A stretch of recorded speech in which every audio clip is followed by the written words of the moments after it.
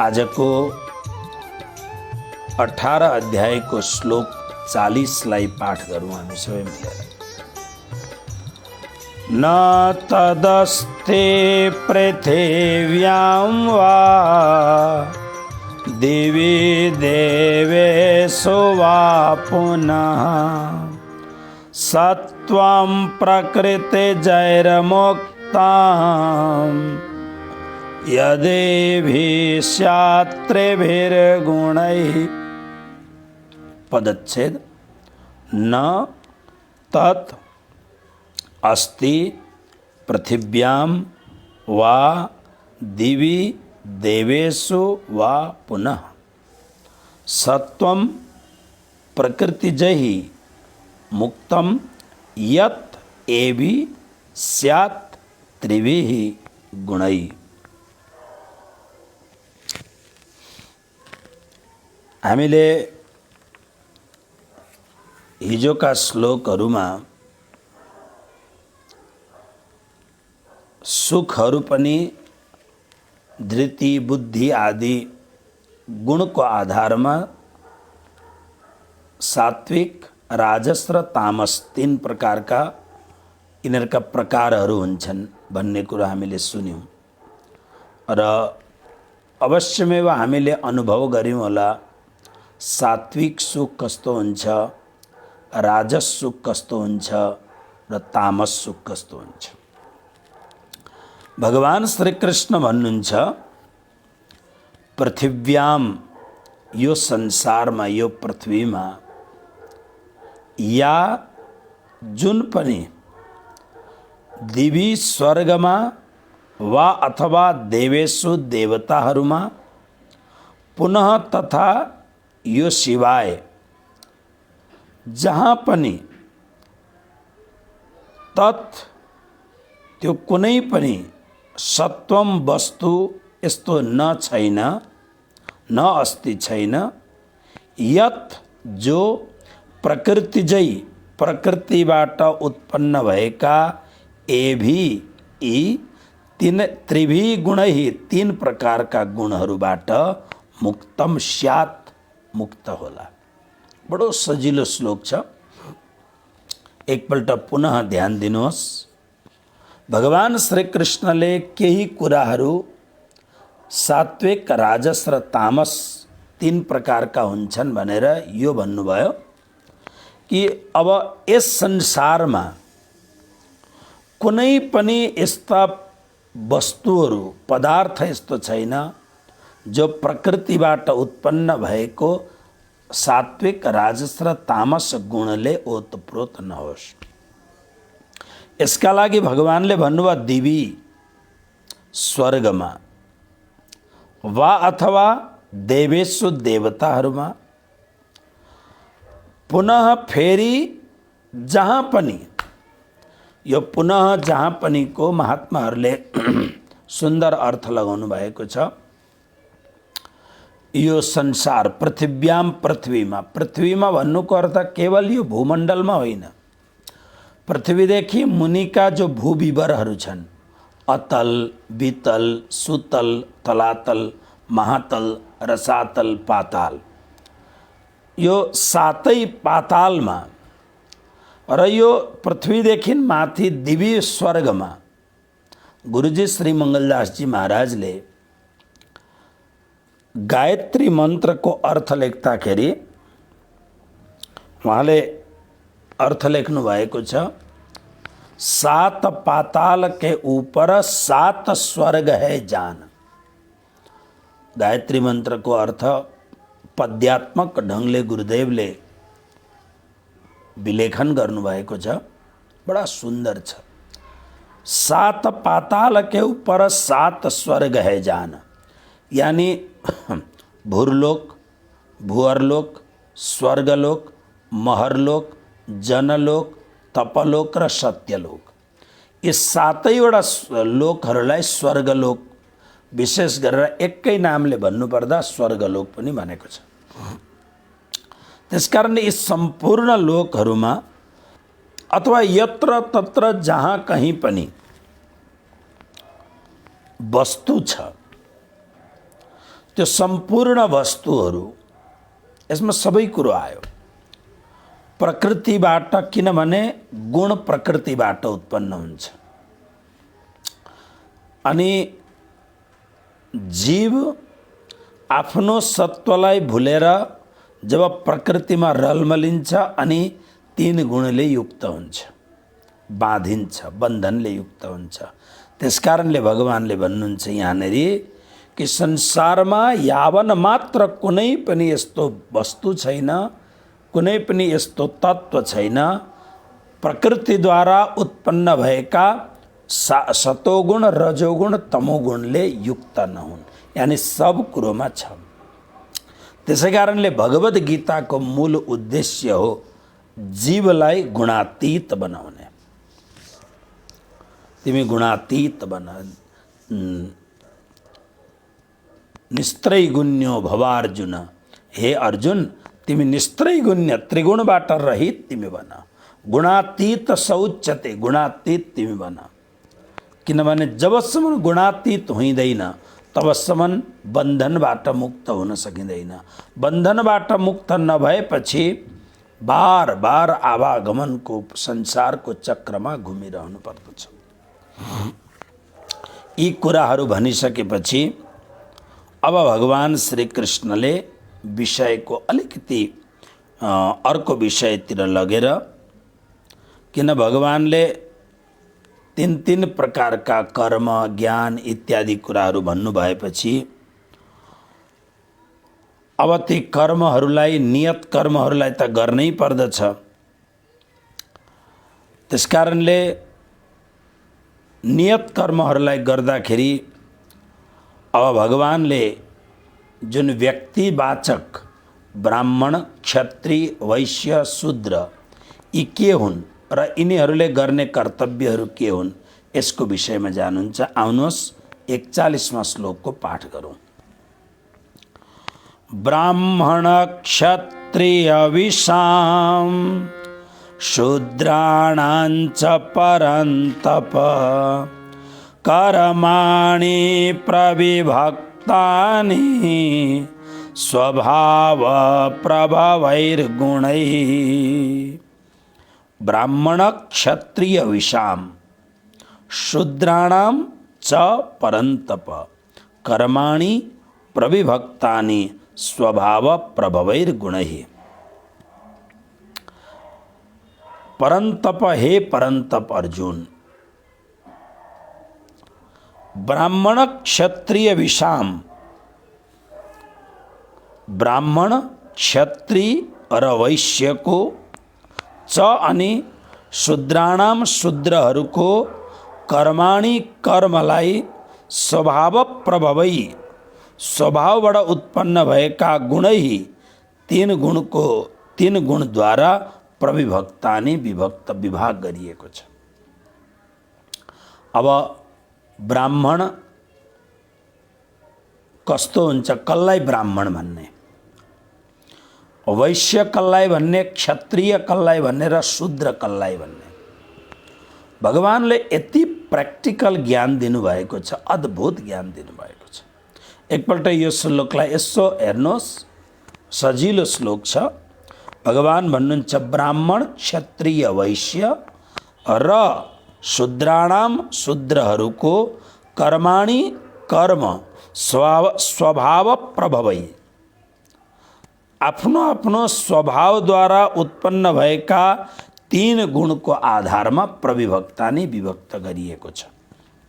अब संसारको सामान्य प्रथा, सामान्य जो संसारको प्रथा हो त्यो यो हो कि हामी ब्राह्मणको घरमा जन्म भयो भने ब्राह्मण कहलाउँछौँ, क्षत्रियको घरमा जन्म भयो भने क्षत्रिय कहलाउँछौँ, वैश्यको घरमा जन्म भयो भने वैश्य कहलाउँछौँ र शूद्रको घरमा जन्म हुँदा शूद्र कहलाउँछौँ। त्यसकारणले भगवान श्री कृष्ण यहाँ भन्नुहुन्छ कि ब्राह्मण कसलाई भन्ने, ब्राह्मण भन्ने योग्य को छ। ठिक छ, ब्राह्मणको घरमा जो व्यक्ति जन्म लिएको छ ऊ जन्मले भले ब्राह्मण होस् तर ब्राह्मण भन्ने उसमा अधिकार छ छैन, किनभने जुन परम्परामा जुन एउटा परम्परामा यी कुराहरू हुन्छन् उसलाई ब्राह्मण भनिन्छ। कुन कुराहरू? हामी पहिले श्लोक पाठ गरौँ। शमोदमस्तपः शौचं क्षान्तिरार्जवमेव च ज्ञानं विज्ञानमास्तिक्यं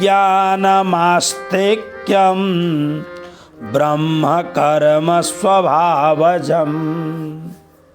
अब हेर्नुहोस्, ब्राह्मणको स्वभावले नै उसले के गर्दछ, उसले के गर्नु पर्दछ। आजकल तपाईहरु फेसबुकको माध्यममा साना साना बालकहरूले अत्यन्त तेजस्वी स्वरमा उपनयन लगाएका ब्राह्मण बालकहरूले अत्यन्त शुद्ध उच्चारणले वेद पाठ गर्दै गरेको तपाईहरु सुन्नुहुन्छ। बडा सुन्दर वेदध्वनि, सुन्दैखेरि परम आनन्द आउने वेदध्वनि। यो के भन्नुहुन्छ भगवान यहाँ हेर्नुहोस्, जसमा स्वभावले नै यी गुणहरू हुन्छन् स्वाभाविक रूपमा, यानी खोजेर ल्याउनु पर्दैन। कसरी? के गुण भन्दा समः। समहको अर्थ हो मनको निग्रह गर्नु। समको वास्तविक अर्थ हुन्छ शान्त। बाहिरबाट शान्त देखिए पनि भित्री शान्ति छैन भने, त्यसकारणले सम शब्दको अर्थ हो मनको शान्ति। मनलाई जसले काबुमा गरेको छ त्यही नै वास्तवमा मनको शान्ति प्राप्त गर्न सक्दछ। जसमा मन भागिहाल्यो भने पनि शरीर भाग्दैन, झल्यास बिउजे जस्तो भएर अरे म को हुँ, ममा सम हुनु पर्दछ। दम, दमको अर्थ हो दमन गर्नु। के को दमन भन्दा यी अत्यन्त छरपष्ट भाग्ने जुन इन्द्रियहरू हुन्छन्, यी इन्द्रियहरूलाई आफ्नो वशमा गर्नु। भगवद् गीताको स्वाध्याय पढेपछि हजुरहरूलाई थाहा हुन्छ, इन्द्रियहरूद्वारा विषयको सेवन गर्नु मना छैन, विषयको सेवन गर्न सक्नुहुन्छ। तर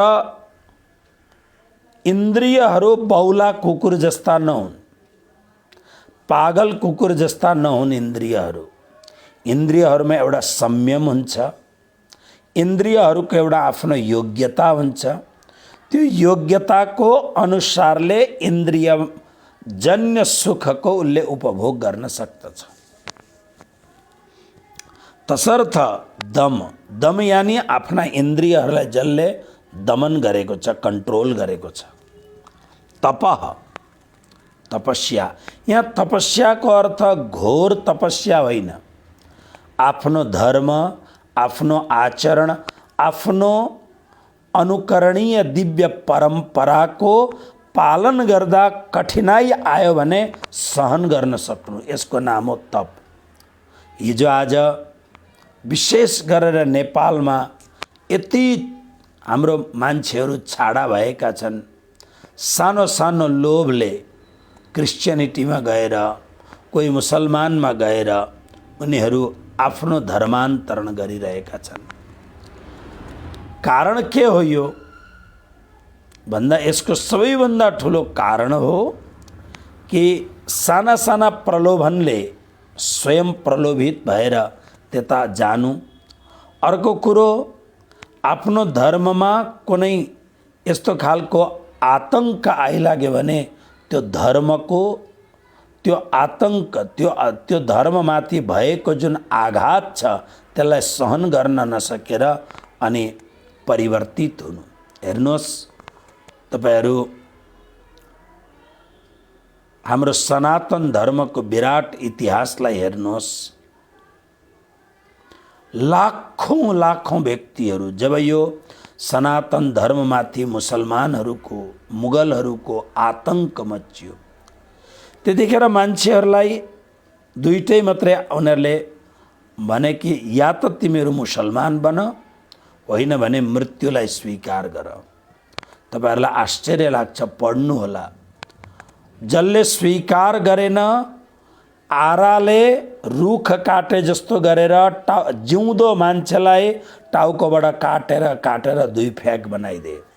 तर यस्ता खालका धर्मका अडिग महापुरुषहरू थिए, गृहस्थहरू महापुरुषहरू थिए, जसले त्यसरी काटिनका लागि स्वीकार गरे तर परधर्ममा जान स्वीकार गरेनन्।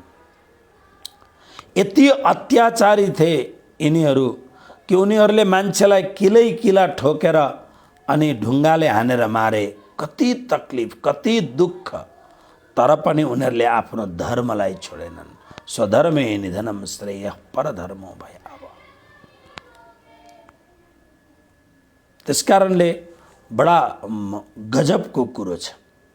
र श्रीकृष्ण भन्नुहुन्छ तपः, तपको मतलब हो आफ्नो धर्ममा पालन गर्दाखेरि, आचरण पालन गर्दाखेरि, सद्धर्मको पालन गर्दाखेरि कठिनाई आउँछ, त्यो कठिनाईलाई सहन गर्नु, त्यसको नाम हो तप। शौचम, शौचम माने पवित्रता। बाहिरको र भित्रको पवित्रतालाई शौचम भनिन्छ। कोही कोही बेला हामी यति धेरै समझदार हुन्छौँ, भित्र हाम्रो पवित्रता छँदै छैन, बाहिर किन चाहियो? नै, जसको बाहिरी पवित्रता छैन त्यसको भित्री पवित्रता लगभग लगभग हुँदैन। त्यो खाली दुनियाँलाई भन्ने आडम्बर ढोङ पाखण्ड मात्र हो। कोही कोही यस्ता महापुरुष हुन्छन् जसलाई हामी बुझ्न सक्दैनौँ, अवधूत सन्त शिरोमणिहरू हुन्छन्। नभएदेखि बार बार श्रीमद् भगवद गीतामा शौचम पवित्रताको कुरो आइरहेछ। पवित्रता बाहिरी पवित्रता। बाहिरी पवित्रताको अर्थ हो कुनै पनि प्रकारले स्नान गर्नु, अशुद्ध वस्त्रहरूलाई बार बार नलगाउनु, अनि आफ्नो शरीरलाई सम्भवतः शुद्ध राख्ने प्रयत्न गर्नु। आज तपाईहरुलाई थाहा भइसक्यो, कोरोना महामारीको सङ्कटले गर्दा बार बार यो भनिन्छ हात धुने गर्नु, बार बार हात धुने गर्नु। हाम्रो शास्त्रले वर्षौं अगाडि हाम्रो शास्त्रले हात धुनु भनेर भनेको थियो। तपाईं शास्त्र पढ्नुहोस्, यसो गर्दा हात धुनु, उसो गर्दा हात धुनु, हर परिस्थितिमा हात धुने गर्नु। आज आएर मान्छेले सम्झ्यो।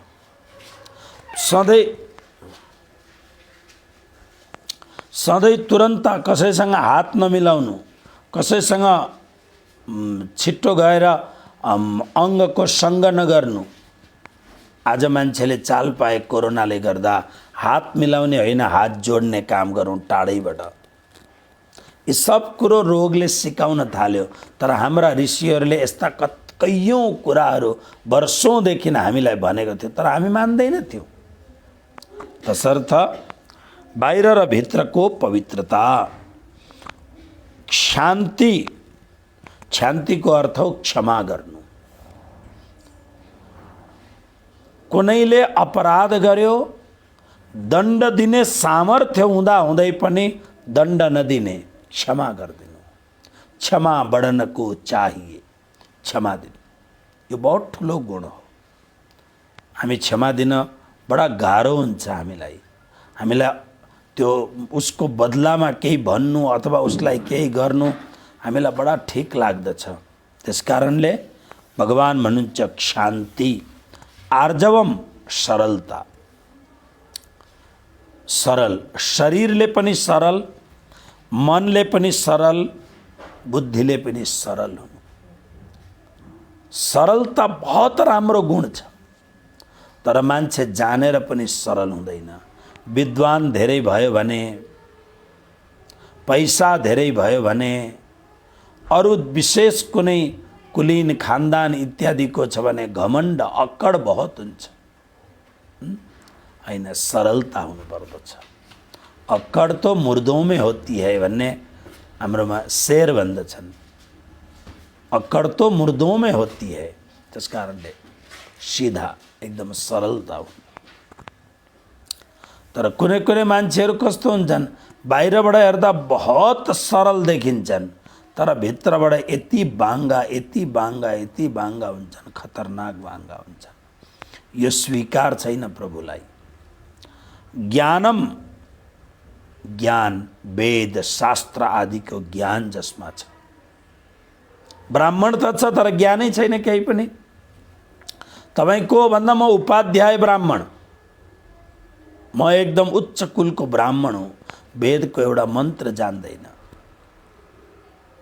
तपाईहरु हेर्नु, संसारभरि विश्वमा कुनै पनि ठाउँमा मुसलमानहरू जहाँ हुन्छन्, चाहे त्यो अमेरिकाको मुसलमान होस्, इङ्ल्यान्डको मुसलमान होस्, नेपालको मुसलमान होस्, भारतको मुसलमान होस्, विश्वको कुनै देशको इरान, इराक, विश्वको, तर उनीहरूलाई उर्दू, अरबी, फारसी आफ्नो भाषा आउँदछ। र आफ्नो भाषाको साथसाथमा उनीहरूलाई आफ्नो धर्मशास्त्रमा यानि कुराने शरीफमा अनि अनेक प्रकारका उनीहरूका जुन भाष्यादि ग्रन्थ हुन् त्यसका विशेष कुराहरू उनीहरूलाई आउँदछ। त्यसै कारणले लगभग मुसलमान कोही पनि परिवर्तन हुँदैन। महामती प्राणनाथजीले आफ्नो पुरा जीवन एउटा यस्तो खालको पुरुषार्थ गर्नुभयो ताकि यो अत्याचार गर्ने, हिन्दूमाथि अति अत्याचार गर्ने यदि मुसलमानले हिन्दू धर्मलाई सम्झिन सक्यो भने अत्याचार गर्न बन्द गर्छ। श्री प्राणनाथजीको उत्तरार्ध जीवन उनीहरूलाई सम्झाउनमै व्यतीत गर्नुभयो, तर एउटा पनि लगभग मुसलमानले बुझ्ने कोसिस गरेन। बडा विचित्र समाज छ यो। तर उनीहरूबाट एउटा कुरो हामीले के सिक्नुपर्छ भने जसरी उनीहरू आफ्नो परम्पराको अनुकरण गर्छन्, हाम्रो पनि दिव्य परम्पराको अनुकरण गर्नुपर्दछ। हाम्रो नानीहरूलाई गीताको अध्याय कति हुन्छ थाहा छैन, भागवत र गीतामा के फरक छ त्यो पनि थाहा हुँदैन हाम्रो नानीहरूलाई। त्यसको अवगुण, त्यसको कुनै यो जुन अवगुणहरू जुन घर घरमा लुकेको छ, यसको कारण हामी साधु सन्त होइनौँ, यसको कारण तपाईहरू स्वयं हुनुहुन्छ। त्यसकारणले ब्राह्मणको जसमा ज्ञान छ, हुन त ब्राह्मण शब्दको अर्थ हो ब्रह्मलाई जसले जान्दछ त्यो ब्राह्मण हो। वेद शास्त्र उपनिषद कमसे कम आफूलाई चाहिने जति त जान्नु पर्दछ। ज्ञानम विज्ञानम, अब भगवद गीताको अर्थमा विज्ञान शब्दको अर्थ छ यज्ञका विधिहरूलाई राम्ररी जान्ने। यज्ञमा धेरै प्रकारका विधिहरू हुन्छन्। यज्ञमा आचमनीहरू कसरी गर्ने, कसरी यजमानलाई गराउने, यज्ञका धेरै प्रकारका त्यहाँ कुराहरू हुन्छन्। ती सम्पूर्ण यज्ञका विधि विधानलाई जसले जान्दछ त्यो हो विज्ञानम। किनभने यो ब्राह्मणको अर्थघटन कृष्ण गर्दै हुनुहुन्छ। तर वास्तवमा अध्यात्म जगतमा यसको अर्थ लाने हो भने ज्ञानम यानी संसारका कुराहरूलाई जसले जान्दछ त्यो ज्ञानम। विज्ञानम आत्मा र परमात्मा अनि आत्मा र परमात्माको बीचमा दूरी बनाउने पर्दा रूप मायालाई जसले जान्दछ त्यो विज्ञान हो। ज्ञानम विज्ञान सहितम यज्ञात्वा मोक्षसे शुभात् 9 अध्याय। विज्ञानम जसले अनि आस्तिक्यम परमात्मा प्रति, सनातन धर्मका दिव्य शास्त्रहरूप्रति, सद्गुरुहरूप्रति जसलाई जो आस्तिक छ, आस्तिक भाव राख्दछ, यो सबै कुरो जसले जान्दछ ब्रह्म कर्म स्वभावजम, ब्राह्मणहरूका स्वाभाविक कर्म। अब आफूलाई ब्राह्मण भन्नेवालाहरूले राम्ररी बुझ्नुहोस् के भन्नुहुन्छ कृष्ण। फेरि एकपल्ट शम मनको जसले मनलाई कन्ट्रोल गरेको छ, दम इन्द्रियहरूलाई जसले कन्ट्रोल गरेको छ, तप सहन जसले गर्न सक्दछ, शौचम बाहिर र भित्रको पवित्रता जसमा छ, शान्ति अपराधलाई क्षमा गर्न सक्ने जसमा क्षमता छ, आर्जवम सरलता जसमा छ, ज्ञानम जो संसारको सम्पूर्ण ज्ञानलाई सम्यक रूपले जान्दछ, विज्ञानम परमात्मा विषयक कुरो जसले जान्दछ, आस्तिक्यम धर्म शास्त्र सद्गुरुप्रति जो आस्था भाव राख्दछ, एवं यी सबै कुरो जसले जान्दछ, ब्रह्म कर्म स्वभावजम, ये ब्राह्मणका उचित स्वाभाविक कर्महरू हुन्। अब आउनुहोस् क्षत्रियहरूको स्वाभाविक कर्म के हो? पहिले श्लोकको पाठ गरौँ। शौर्यं तेजो धृतिर्दाक्ष्यं युद्धे चाप्यपलायनं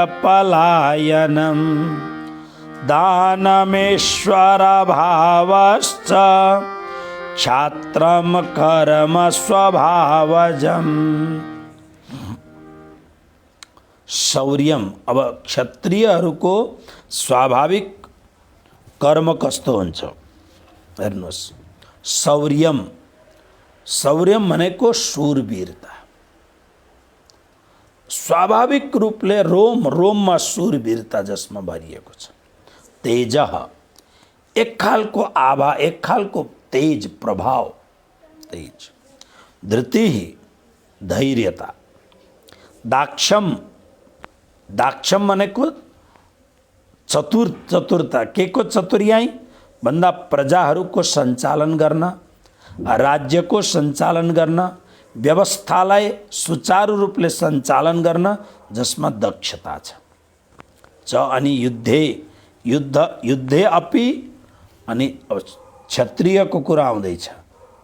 यो क्षत्रिय को युद्धे अपि, युद्धमा पनि अपलायनम, जो भाग्दैन।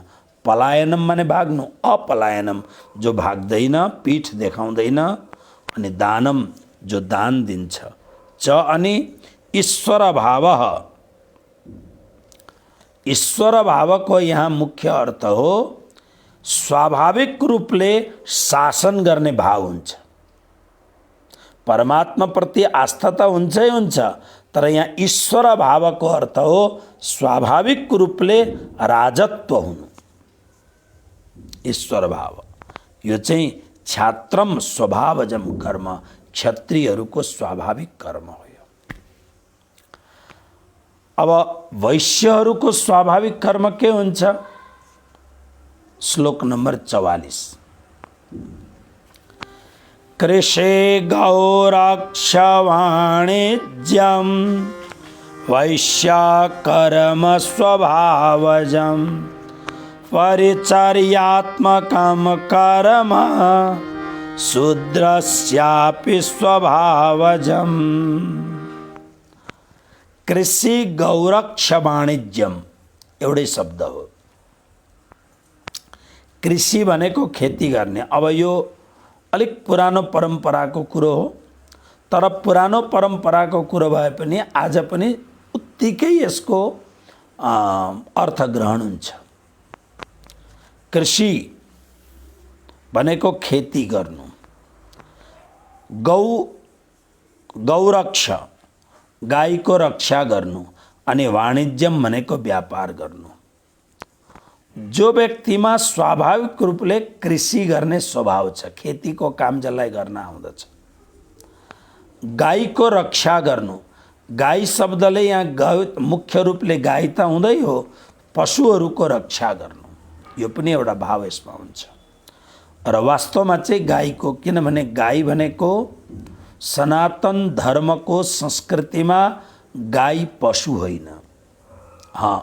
यी जति पनि होलिस्टिनहरू छन्, जर्सीहरू छन्, यी अवश्य पशु हुन्। तर हाम्रा वास्तविक रूपमा जुन देशका पहिलेका यी होलिस्टिनहरू, यी गाईहरू नआउँदाखेरिका जुन गाईहरू हाम्रा थिए, कुनै कहीँ साना कहीँ ठुला, यी गाईहरू सैकडौँ जातिका हाम्रा उत्तम, संसारका उत्तम भन्दा उत्तम जातिका गाईहरू थिए। अहिले भर्खर केही दिन अगाडि मात्रै मेरो पासमा एउटा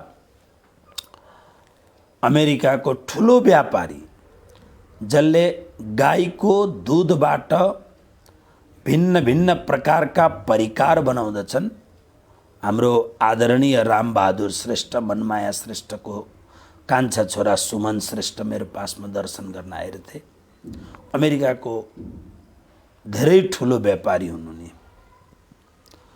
अनि मलाई कुरो गर्दै जाँदा, गुरु महाराज यो 3 रोपनी जमिनमा सानो कमसेकम एउटा गाई पाल्ने जग्गा त बनाउनुहोस्, मलाई बहुत इच्छा छ।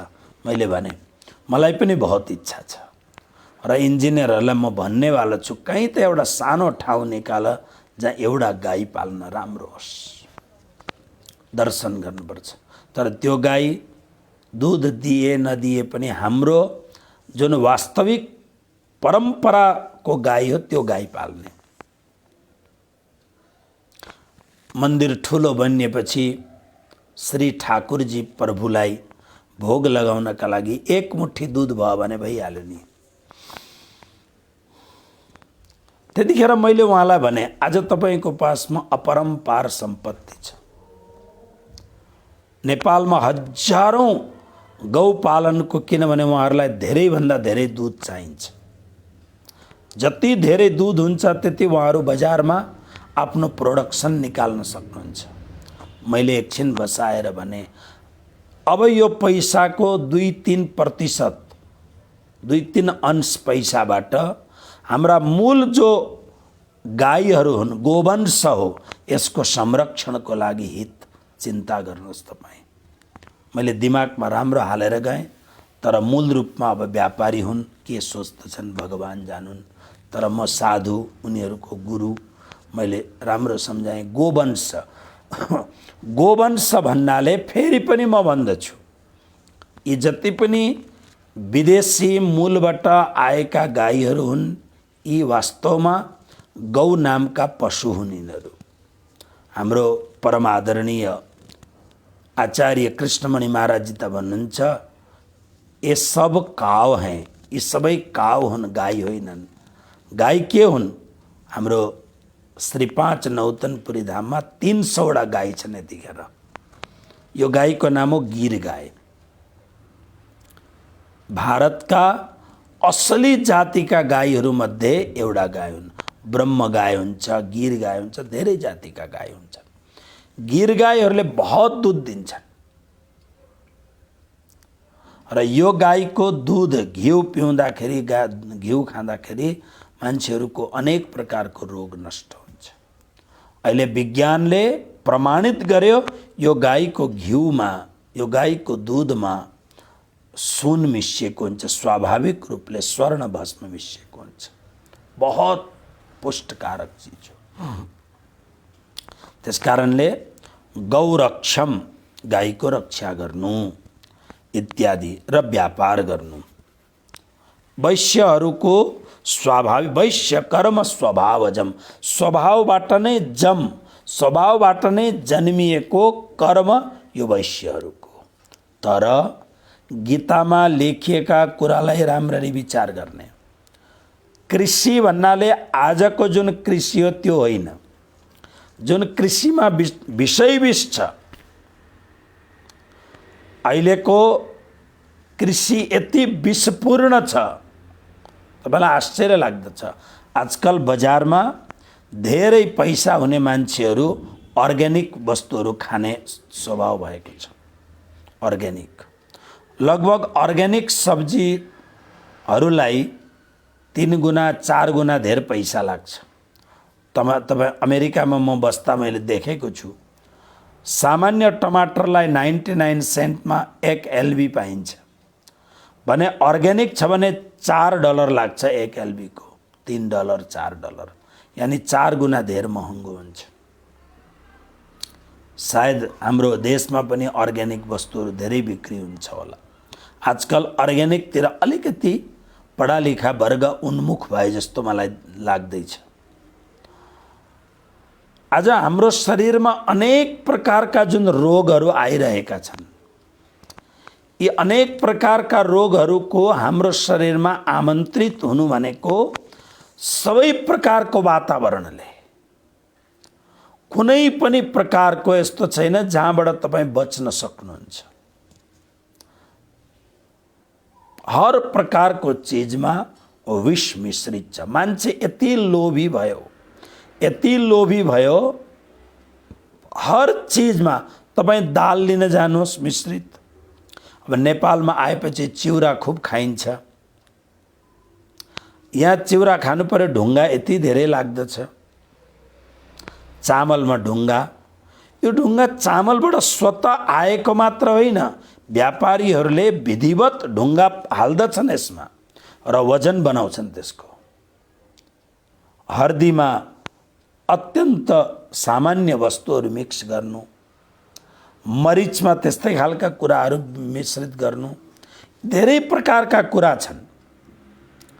घिउमा कति मिश्रण हुन्छ, दुध त विषै विष जस्तो हुन्छ, तपाईँले दुध खान गाह्रो हुन्छ तपाईँलाई। दुधमा युरिया पनि हालिदिन्छन्, बडा गडबड हुन्छ एकदम। तसर्थ कृषि शब्दको अर्थ यो हो कि राम्रो कृषि गर्नु, मानव हितको लागि कृषि गर्नु। गाईको संरक्षण गरेर दुग्ध उत्पादन गर्दाखेरि दुध धेरै निकाल्नका लागि गाईलाई अनेक प्रकारको पदार्थ खुवाउनु होइन। म जहाँ बस्दछु गुजरातमा धेरै ठुल्ठुला गौशालाहरू छन्। त्यहाँ गौशालालाई तबेला भन्छन्। तबेलाको अर्थ हुन्छ घोडा पालन गर्ने, तर त्यसलाई पनि तबेला भन्छन्। मलाई ठिक लाग्यो शब्द, किनभने मैले त्यहाँ गएर हेरेँ दुध धेरै प्राप्त गर्नका लागि घाँसमा अलिकति युरिया पनि मिसाउँछन्। अब त्यो गाईले खाएर जब दुधमा परिणत हुन्छ कस्तो हुन्छ दुध? त्यसकारणले वाणिज्यम, व्यापार पनि जनतालाई ठग्न होइन, लाभ लिन हुन्छ तर ठग्न हुँदैन। यो वैश्यहरूको स्वाभाविक कर्म हो। अनि परिचर्यात्मकम, सेवा गर्नु। परिचर्य भनेको सेवा गर्नु। शूद्रस्य अपि, शूद्रको पनि स्वभावजम कर्म, स्वाभाविक कर्म हो। हेर्नुहोस्, सबैको आफ्नो आफ्नो कर्म छ। ब्राह्मणको कर्म के हो, क्षत्रियको कर्म के हो, वैश्यको कर्म के हो, अनि शूद्रको कर्म के हो। कोही कोही बेला हामी एक दिनमा हामी 4 विभागमा हामी परिणत हुन्छौँ। बिहानको समयमा हामी ब्राह्मण हुन्छौँ। हाम्रो धर्म संरक्षणका लागि हामी जब नीति बनाउँछौँ अथवा हामी धर्म संरक्षणको लागि केही उपयोग पुरुषार्थ गर्छौँ, हामी क्षत्रिय हुन्छौँ। हामी नै पैसा, हामीलाई चाहिन्छ पैसा प्राप्त गर्नका लागि, धन प्राप्तिको लागि केही उद्यम गर्छौँ भने हामी वैश्य हुन्छौँ। र हामी नै आफ्नो सेवा, परिवारको सेवा, आगन्तुक मेहमानहरूको सेवा हामी गर्दछौँ, हामी नै शूद्र हुन्छौँ। त्यसकारणले भगवान श्री कृष्णले भन्नुहुन्छ चातुर्वर्ण्यम मया सृष्टम गुणकर्म विभागश। र यो प्रकारले भगवानले वर्णन गर्नुभयो। र यसको पश्चात अब अगाडि भोलि म अलिकति यो विषयमा अझै शास्त्रका विशेष कुराहरू लिएर यसलाई अझै झन् प्रष्ट पार्ने कोसिस गर्नेछु। आउनुहोस् आजको सन्दर्भमा श्रीमद् भगवद् गीताको स्वाध्याय ज्ञान प्रसङ्गलाई यही नै राखौँ। कृष्ण कन्हैया लाल की।